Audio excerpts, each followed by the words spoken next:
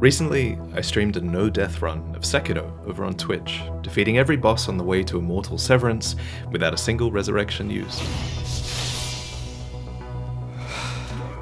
Now, obviously there were a few failures before this. Some were understandable, like this death to the Guardian Ape. I'm dead.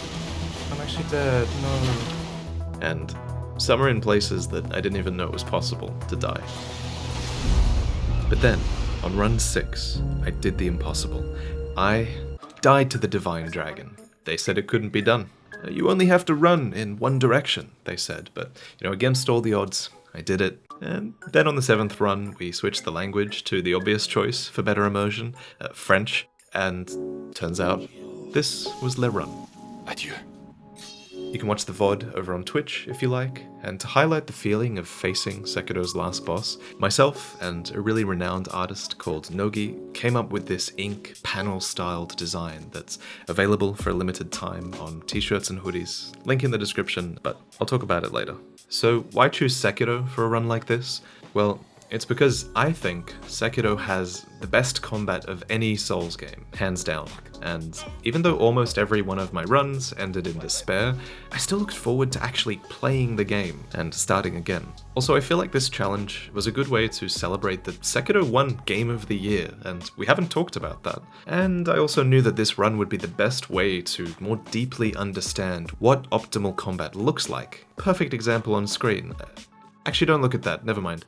Okay, I had to cheese a few bosses to get this run, but for the most part, Sekiro played perfectly, looks good, really good. Fully understanding a boss and exploiting all of their weaknesses, it's an art in this game, and it's so satisfying to get a flawless fight. I think that in Sekiro, the combat of Souls sees a way forward. Sekiro taught us that removing stamina in a Souls-like game is completely fine as long as you replace it with other complex systems, and what better system did they add than the timed block mechanic? Perfect blocks deplete enemy posture, which eventually sets them up for a death blow, and I'll admit that if Elden Ring doesn't have some sort of timed block system like this, then I'll be a little bit disappointed, honestly. There's a lot of value in designing a system that lets us stand our ground against our enemies, and not just roll around at their feet in full plate armor. Since Elden Ring is supposed to be more like Dark Souls, maybe timing your block might have different consequences, like stopping enemy attack combos, it could give you a free hit, it could reduce their stamina, it could maintain your stamina. There's a lot they could do, and there's a lot future titles could learn from Sekiro. And I think that brings us to the topic of difficulty. Shortly after Sekiro's release in 2019, there was this really unproductive discussion about the difficulty of the game on Twitter and in articles, and both extremes of this debate really dominated the conversation. People antagonized each other, and an interesting discussion was really difficult to have. And I never said my thoughts at the time, but here they are. While I personally love how uncompromisingly difficult Sekiro is, I can see how it isn't for everyone. Just like Sekiro has parries and ripostes, this topic has a lot of interesting arguments and counter-arguments, so let's go through some of them. First, an important premise to understand is that everyone experiences difficulty differently. Whether it's your playstyle, your experience, your gear, your reflexes, what I find hard might not be hard for you, and vice versa. Thus, the sense of accomplishment we feel is relative, and so many people argue that having a variable difficulty mode will allow players to make these games as hard as they like so that they can better align their sense of accomplishment with their own skill level. But is this really a choice that we want players to be making? If Demon's Souls, back in 2009, allowed players to just turn on easy mode whenever they were having trouble with a boss, so many players would have taken that easy way out, and they would have denied themselves a sense of accomplishment as a result of that. And that might have led to the game never becoming renowned for its difficulty, and that might have led to the Souls series never becoming successful in the first place. So, you can argue that this goes against the design goals of the developers, and you can argue that it goes against the very roots of the game itself. Also, choosing a difficulty setting is not always a good experience for the player. How often have you played a game and then found an easy mode that's so easy that you can just beat it by pressing one button? Or maybe you found a hardcore mode that's so unfair that you actually have to cheese all of your encounters. In both of these cases, you aren't properly using the gameplay mechanics the way that the developers intended, and having one true difficulty mode makes it much easier for the developers to balance the ideal experience and to push you towards playing a certain way that they have deemed to be the right way to play. This encourages you to properly use all of the gameplay tools that the devs have put at your disposal and get the full experience out of the game. But the counter-argument here is that Souls games have always had variable difficulty. A lot of people don't bring this up, but if you're having trouble against a boss, you can just summon help.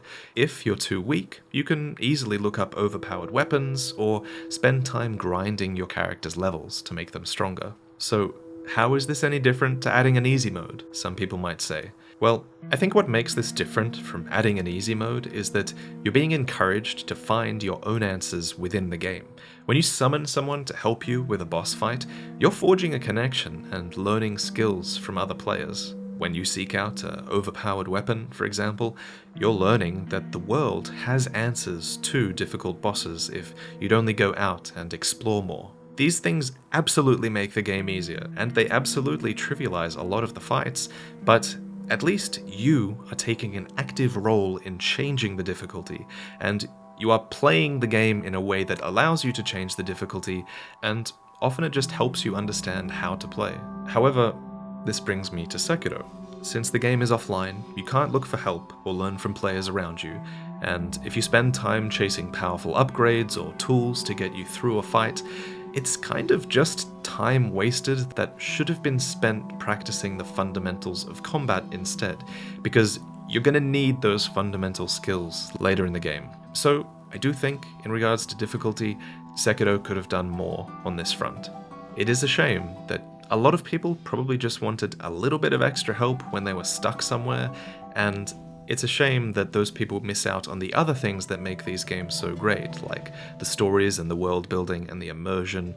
These things would be open to so many more people if Sekiro just had a little bit more give in it, but as it stands, the game locks out a lot of players who just don't have the time to dedicate to mastering its mechanics.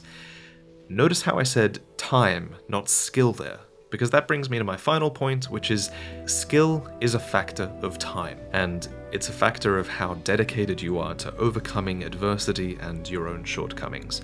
Yes, we all experience difficulty differently, and some have much more to overcome than others, and they should be commended for doing that, but I believe that almost anyone can master these games if they set their mind to it. This game will give back to you if you give it your time. There's so many examples of that, and surely that's a well-known fact at this point. So don't be like the elitists who gatekeep our community, and don't be like the writers who pretend that practice isn't possible. Rise above, encourage people, and help others understand why these games are worth setting aside time for. So, does Sekiro deserve some criticism? Of course it does, but to me, this game deserves Game of the Year because it's stuck uncompromisingly to From Software's vision, and that is a trait that I hope they never lose. Besides, if we ever disagree with their vision, then mods will save us. Anyway, I know this video is a bit different from my other ones. I just sort of wanted to talk about Sekiro again since it won Game of the Year, and I wanted to make you all aware that I stream on Twitch sometimes now, and I'm planning on doing some more runs like this in the future, so go and follow over there. And unlike all the other Souls games, I'm happy with everything I covered on Sekiro, and despite covering Sekiro really thoroughly though, I realized I never commissioned merch that was really inspired by it, and who better for this task than Nogi, an incredible artist who does these beautiful hand-drawn ink prints. We made something that was inspired by the final clash in Sekiro, and it's presented in this stylish panel, almost comic book style. And it's a design that we're really proud of, and it's available on hoodies, on a shirt, and for this week only, you can get the red kanji edition, which is available just this week and then never again. But before I go, I'd also like to give shoutouts to Distortion, Kwitty, Squilla Killer, and Charlie Bit Me. These are streamers who taught me a lot about how best to complete my run. Their streams are mainly challenge runs and speed runs, and Watching them is so exciting all the time because you never know when they're gonna break a new record, so go and check out all the links in the description and follow some of these folks, and maybe consider how you yourself might want to chase this sense of accomplishment by doing a run of your own. But thanks for watching, and I'll see you next time.